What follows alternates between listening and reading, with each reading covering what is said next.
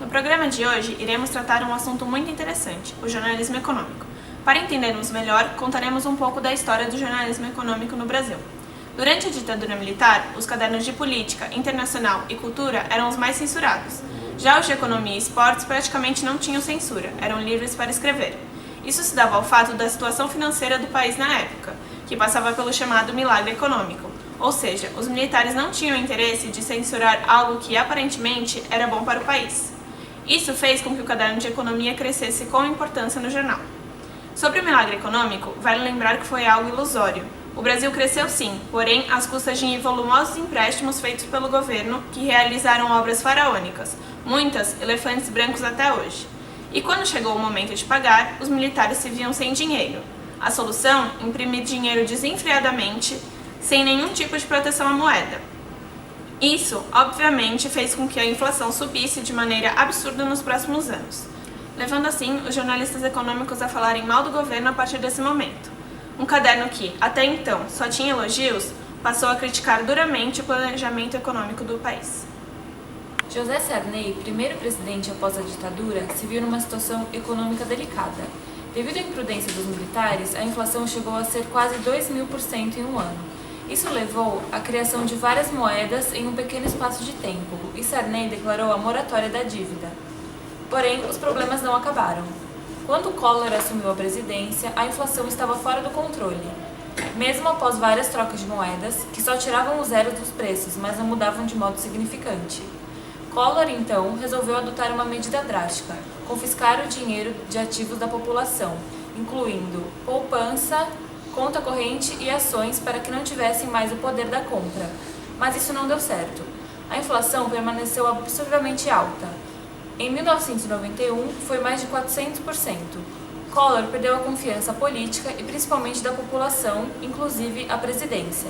Em seguida, assume o vice Itamar Franco. Com Fernando Henrique Cardoso no Ministério da Fazenda, Itamar cria o Plano Real. Essa foi a única estratégia que conseguiu estabilizar a economia brasileira por ter um verdadeiro plano econômico. O jornalismo econômico sempre fez parte do jornalismo. A economia é um fator importante no cotidiano dos indivíduos. Ela engloba não só assuntos de interesse comum, como também estuda as relações comerciais dos indivíduos e busca novos caminhos para o progresso. Atualmente, o Brasil ocupa o 6º lugar da economia mundial, segundo o ranking do Banco Mundial, que analisa a economia de 146 países. O Brasil divide essa posição junto com o Reino Unido, França, Rússia e Itália. Entrevistamos o professor Anderson Gurgel, que nos contou um pouco mais sobre o jornalismo econômico no Brasil. Tendo em vista que o jornalismo econômico se desenvolveu na época do milagre econômico, quais eram os principais escritores dessa categoria, já que não havia jornalistas nessa área? Bem, realmente, assim, é uma boa questão que você colocou. O jornalismo econômico, ele já existia jornalismo econômico, né, ao longo da história, mas não necessariamente configurado como a gente entende hoje.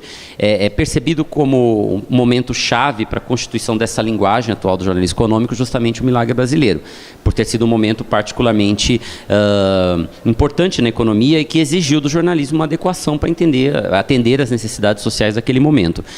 Naquele período, os pioneiros, né, que trabalharam em grandes veículos, como a própria Gazeta Mercantil, vai ser a partir daí que vai surgir a revista Exame, por exemplo. Quer dizer, uma série de veículos vão surgir tentando atender essa necessidade da sociedade de entender a diversificação, as modificações que vão surgir a partir do milagre brasileiro, que foi, comparando com o que a gente entende no mundo de hoje, como se fosse o período agora que a China tem de crescimento muito acelerado. É claro que aí tem uma série de implicâncias e implicações envolvendo a forma como se deu esse crescimento, mas na perspectiva histórica daquele momento foi um período muito importante e o jornalismo tentou, o jornalismo econômico tentou, de certa maneira, atender a necessidade de um país que precisava da informação econômica para acompanhar o ritmo do crescimento.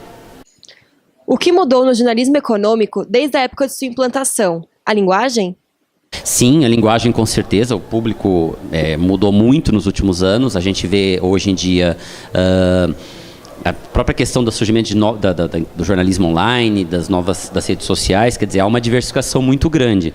A informação econômica também precisou mudar, porque o mundo está muito mais complicado, então assuntos que não eram foco, vamos dizer assim, naquele período começam a se tornar relevantes, a própria questão da sustentabilidade, a questão referente à responsabilidade social, a preocupação com a transparência, a governança, que são temas que envolvem o universo da gestão e da economia. Então, existe sim uma diversificação da linguagem em função da mudança das questões sociais, do novo momento social e também pelas novas tecnologias.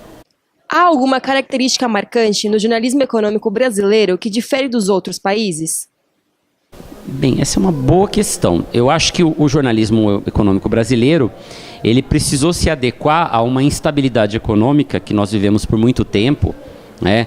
Então nós passamos por um período depois da democratização de muitos planos econômicos, de superinflação, inflações assim, de números astronômicos e uma série de questões decorrentes disso, como a questão da poupança como uma ferramenta das pessoas com poucos recursos de tentar sobreviver à inflação, o overnight, os investimentos variados, quer dizer, uma série de formas que as pessoas tentavam se defender de uma economia muito instável. Então, naquele momento, era muito importante dar ferramentas para as pessoas tentarem sobreviver numa economia instável. Depois teve o período dos planos, né, vários planos, plano Collor, plano cruzado, plano verão, etc., que também foi um período que exigiu muito da economia. E hoje eu acho que a gente vive um momento em que a economia está muito atrelada com a política, com as questões do entretenimento de uma maneira geral, né? Quando a gente fala de consumo, então tem muito disso, carreiras, e também tem a questão da economia num contexto de globalização. Então são desafios novos que obrigam os profissionais de jornalismo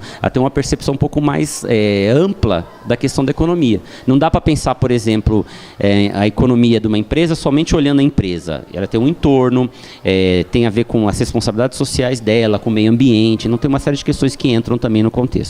O jornalismo econômico atende e escreve a qualquer tipo de público?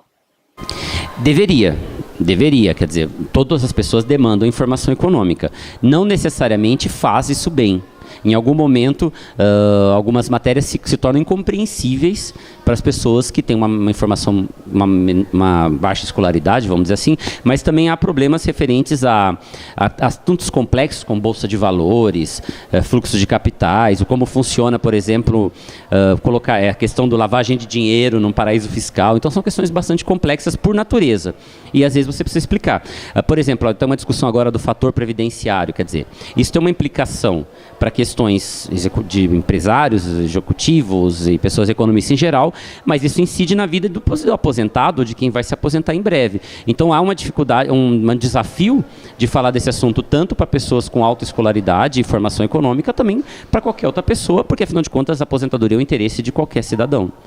O que mais move o jornalismo econômico hoje? Quais são as categorias de notícias que alimentam o jornalismo?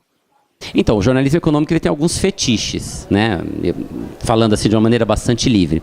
Há o fetiche do número, né? Quer dizer, números que possam ser mostrados. Então, o salário só cresceu não sei quanto, ou do 100% de aumento, não sei quantos mil desempregados, o desvio de dinheiro foi de não sei quantos bilhões. Então, há um fetiche do número. Fetiche, por que eu estou usando a palavra fetiche? Porque é claro que é importante a precisão, mas em algum momento ela também pode não dar conta de explicar uma questão mais sofisticada. Um número, às vezes, não sintetiza muito bem um processo. Então, esse é um problema. Há um fetiche do falar difícil, né? Um desafio do jornalismo econômico ainda que o assunto seja complexo, falar nos termos que entenda o público-alvo daquela matéria. Se você está fazendo jornalismo econômico no valor econômico, você tem um público-alvo. Mas observem que um jornal como o Diário de São Paulo agora também vai ter uma editoria de economia. E aí você vai falar para um outro público. Então, o desafio de falar com clareza para qualquer público, ainda que seja um assunto difícil, mas você tem que saber explicar se interessa para aquele público. Eu acho que o desafio de entender a economia e a complexidade do mundo de hoje também é uma questão importante. Então, por exemplo, é difícil entender, num caso atualíssimo, né, o escândalo envolvendo a FIFA, a prisão de vários executivos e o envolvimento de empresas. Então, é uma questão interessante a complexidade do mundo de hoje. Por que a FIFA, que fica na Suíça, gerou um processo nos Estados Unidos envolvendo cartolas do Brasil com empresas que têm sede nos Estados Unidos, na Alemanha e no Brasil, etc. Então, a complexidade econômica de hoje é muito grande. O mundo se tornou muito pequeno do ponto de vista dos fluxos de capital e dos interesses econômicos. Então, esse eu acho que é um outro desafio também para quem trabalha na área. Quais empresas jornalísticas têm mais destaque hoje? O cenário mudou, não necessariamente para bem, porque eu acho que quanto mais diversidade, melhor, né? Então, com o fim da Gazeta Mercantil, do ponto de vista de jornalismo, o jornal de referência na área de economia é o Valor Econômico, né? Em revistas, a gente tem um mercado um pouco melhor, apesar das revistas estarem num momento de bastante dificuldade. Temos a revista Exame, a revista Época Negócios, Isto é Dinheiro, né? E algumas outras. Tem muitas revistas segmentadas que falam de economia, para nichos, né? Revistas da área de tecnologia, revistas voltadas para empresas, né? Na área de sites, os grandes portais todos têm cobertura econômica. Existe um trabalho muito interessante hoje, que é o interesse de veículos de economia estar nas redes sociais. Então, por exemplo, a Exame tem um canal de comunicação no Facebook muito bom, né? Apesar de ser uma revista quinzenal, faz um trabalho de cobertura diária dos fatos de uma maneira muito interessante, numa linguagem bastante pertinente ao mundo das redes sociais. Então, há uma tentativa de se adequar ao novo momento, né? E quanto mais concorrência, quanto mais veículos, eu acho que mais pluralidade para o público a respeito de um assunto que é tão complexo como a economia. Os textos econômicos, jornalísticos que saem nos jornais, hoje em dia são bem mais simples e objetivos. Eles têm a necessidade de realmente informar as pessoas do que está acontecendo e conquistando cada vez um número maior de leitores. Hoje em dia, os jornais estão preocupados não só em tornar a notícia viável, mas de também torná-la acessível ao leitor. Porém, não é só a linguagem que muda, o estilo da matéria também muda. As matérias têm sido cada vez mais rasas, sem um texto prévio, que contam o porquê que aquilo está acontecendo. Ou seja, as matérias só contam o que está acontecendo, mas não o porquê.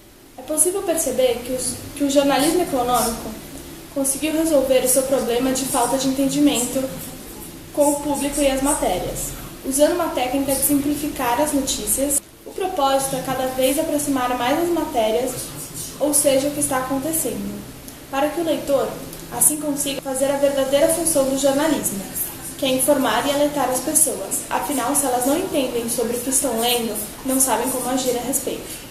O jornalismo econômico hoje apresenta uma diferença também no quesito linguagem, que vem trabalhando de forma mais clara, objetiva e simplificada. Sendo assim, com uma facilidade de compreensão e aproximação da realidade do leitor, o jornalismo econômico tende a ocupar cada vez mais espaço no dia a dia das pessoas e fazer com que elas se interessem pelas pautas apresentadas, uma vez que estas influenciam diretamente em seu dia a dia.